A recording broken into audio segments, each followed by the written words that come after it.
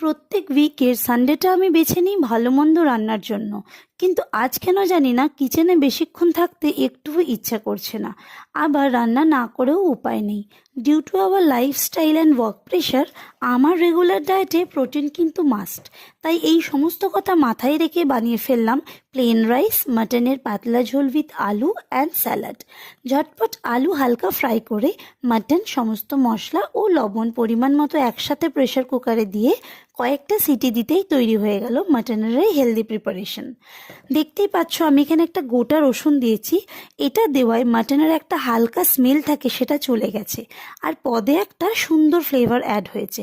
মাটনের টুকরোগুলো ছোট করে দেওয়ায় খুব সফট হয়েছে এবং প্রপারলি সিজনড। আমার তো খুব ভালো লাগলো। তোমরাও যদি এরকম একটা লেজি সানডে কাটাতে চাও, আমার এই রেসিপিটা ফলো করতে পারো। আর আমার নেক্সট ভিডিও পেতে চ্যানেলটিকে অবশ্যই সাবস্ক্রাইব করো।